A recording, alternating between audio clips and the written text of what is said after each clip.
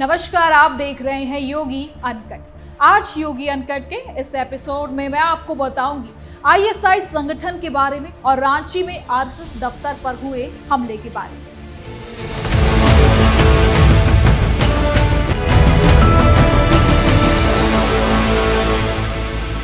उत्तर प्रदेश में इन दिनों सुरक्षा और कानून व्यवस्था को लेकर एक बार फिर हलचल तेज हो गई।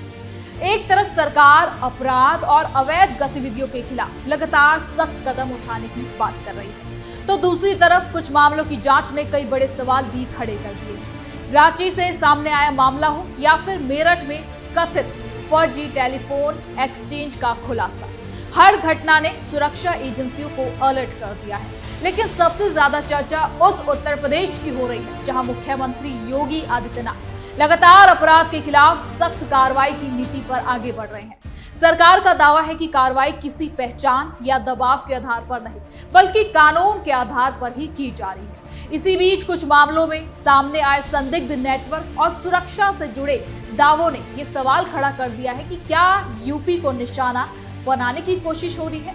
क्या सख्त कानून व्यवस्था और लगातार हो रही कार्रवाई की वजह से कुछ कुख्यात राज्य को चुनौती देने की कोशिश कर रहे हैं? आखिर इन मामलों के पीछे पूरी कहानी क्या है, जांच में क्या कुछ सामने आया है और क्यों यूपी की सुरक्षा को लेकर इतनी चर्चा हो रही है? तो चलिए योगी अनकट में बिना किसी काट छाट के जरा विस्तार से समझते हैं क्या है ये पूरा मामला।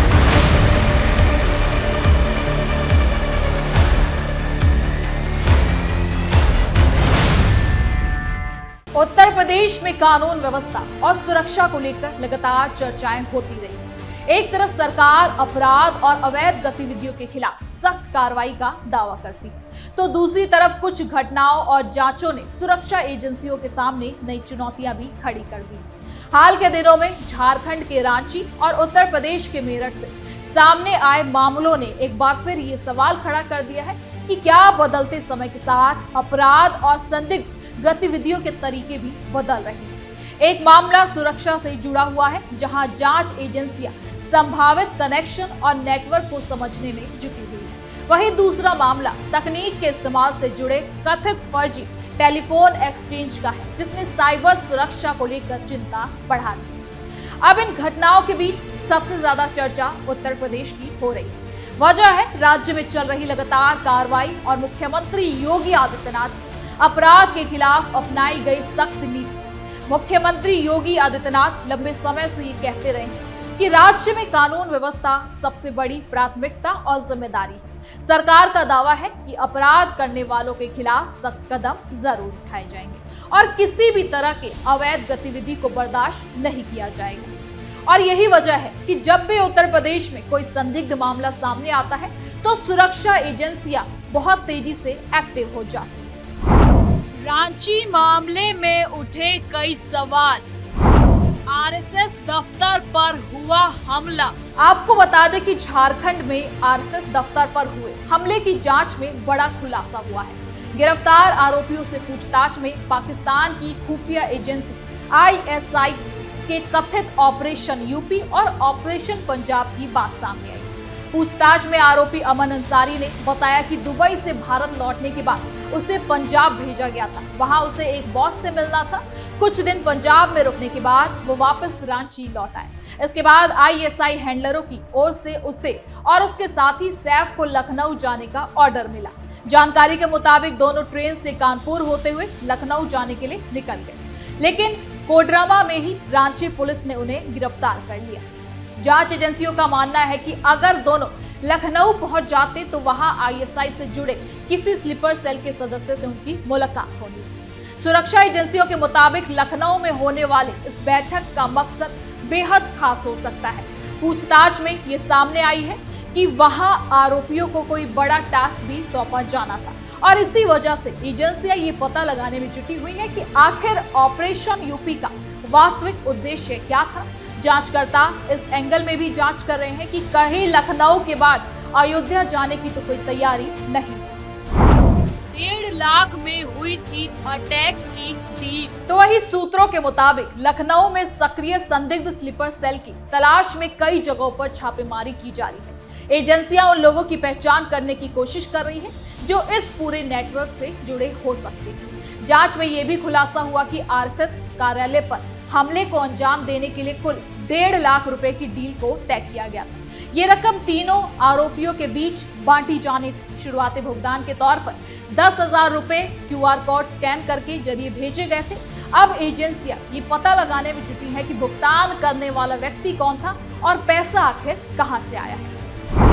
मेरठ में तकनीक के जरिए चल रहे नेटवर्क का खुलासा। उत्तर प्रदेश के मेरठ से सामने आए एक फर्जी टेलीफोन एक्सचेंज के मामले ने डिजिटल सुरक्षा को लेकर नई चिंता बढ़ा दी। आज के समय में मोबाइल और इंटरनेट ने लोगों की जिंदगी को आसान बना दिया है, लेकिन इसी तकनीक का गलत इस्तेमाल करने वाले लोग भी नए तरीकों को खोज लेते हैं। पुलिस की जांच में ऐसे नेटवर्क के बारे में जानकारी जुटाई गई है जिसमें तकनीकी जरियों का इस्तेमाल किया जा रहा है। ये मामला दिखाता है कि अब अपराध सिर्फ पुराने तरीकों से ही नहीं बल्कि तकनीक के जरिए भी नए रास्तों को तलाश ले ही रहे हैं। इसी वजह से साइबर सुरक्षा आज प्रशासन के लिए एक बड़ी चुनौती भी बन चुका है। क्या उत्तर प्रदेश पर बढ़ रहा दबाव? उत्तर प्रदेश देश का सबसे बड़ा राज्य है। यहाँ की आबादी, राजनीतिक महत्व और आर्थिक भूमिका हमेशा सुर्खियों में बनी रहती है। ऐसे में सुरक्षा से जुड़ी भी कोई भी घटना तुरंत ध्यान को आकर्षित कर देती है। कुछ मामलों में जांच एजेंसियों ने संदिग्ध गतिविधियों और संभावित नेटवर्क को लेकर जांच भी शुरू कर दी। इसके बाद ये चर्चा शुरू हो गई कि क्या उत्तर प्रदेश जैसे बड़े राज्य को निशाना बनाने की कोशिश हो रही है। हालांकि किसी भी साजिश या उद्देश्य की पुष्टि जांच के बाद ही होती है। सुरक्षा जानकारों का मानना है कि बड़े राज्य में सुरक्षा चुनौती हमेशा ज्यादा रहती है क्योंकि वहां गतिविधियां भी ज्यादा होती हैं। योगी सरकार की सख्त नीति और राजनीतिक चर्चा। मुख्यमंत्री योगी आदित्यनाथ की सरकार कानून व्यवस्था को लेकर सख्त रुख अपनाने की बात करती है। सरकार का कहना है कि कार्रवाई अपराध के आधार पर होता है और कानून सभी के लिए एक समान होता है। सीएम योगी अपनी राजनीतिक सोच में हिंदुत्व और सांस्कृतिक मुद्दों को लेकर खुलकर बोलते हैं और शायद यही वजह है कि उनकी राजनीति को लेकर अलग अलग राय भी देखने को हमेशा मिलते हैं। उनके समर्थक मानते हैं कि उनकी सरकार ने अपराध के खिलाफ सख्त कदम उठाए हैं। वहीं विपक्ष कई बार सरकार की नीतियों पर भी सवाल उठाता है, लेकिन प्रशासनिक स्तर पर सरकार का कहना है कि किसी भी व्यक्ति के खिलाफ कार्रवाई उसके अपराध या जांच में सामने आए सबूतों के आधार पर ही की जाती है। सुरक्षा एजेंसियों के सामने नई चुनौती। आज सुरक्षा का मतलब सिर्फ सीमाओं की रक्षा करना नहीं रह गया। अब डिजिटल नेटवर्क, ऑनलाइन गतिविधियां और तकनीकी जरियों से भी सुरक्षा का एक बड़ा हिस्सा बन चुका है।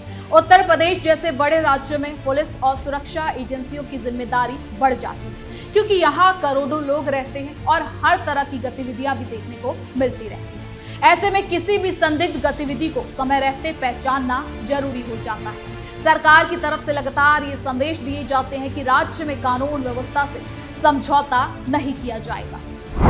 क्या कार्रवाई से पीछे हटेंगे योगी? मुख्यमंत्री योगी आदित्यनाथ की छवि एक सख्त प्रशासक के रूप में रही। सरकार का कहना है कि अपराध और अवैध गतिविधियों के खिलाफ कार्रवाई जारी रहेगी। कुछ मामलों में सामने आए धमकी भरे दावों और सुरक्षा से जुड़े मुद्दों के बीच सरकार का रुख यही रहता है कि कानून व्यवस्था बनाए रखना उनकी जिम्मेदारी और प्राथमिकता है। सुरक्षा एजेंसियां भी ऐसे मामलों में लगातार जांच और निगरानी करती है। अब आने वाले समय में ये साफ हो जाएगा कि अलग अलग मामलों के पीछे असल वजह क्या है और कौन लोग इन सब से जुड़े हुए हैं।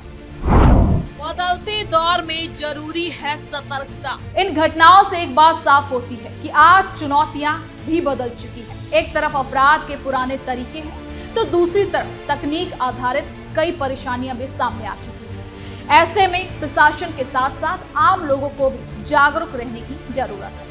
उत्तर प्रदेश में कानून व्यवस्था को लेकर राजनीतिक बहस अपनी जगह है, लेकिन सुरक्षा और जांच के मामलों में सबसे ज्यादा जरूरी है कि फैसले सबूत और जांच के आधार पर ही किए जाएं। कुल मिलाकर सुरक्षा एजेंसियां अपने स्तर पर काम कर रही हैं और आने वाले समय में जांच के बाद कोई नई तस्वीर भी सामने आ सकती है। तो फिलहाल के लिए योगी अनकट में इतना ही। देखते रहिए कैपिटल टीवी उत्तर प्रदेश। कल फिर मिलेंगे नई खबर के साथ। धन्यवाद।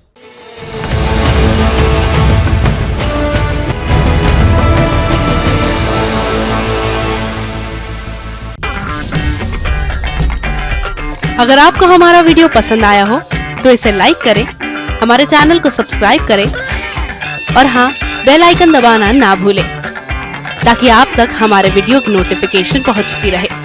आप अपना सुझाव हमें कमेंट बॉक्स में दे सकते हैं। हमारे साथ जुड़ने के लिए शुक्रिया।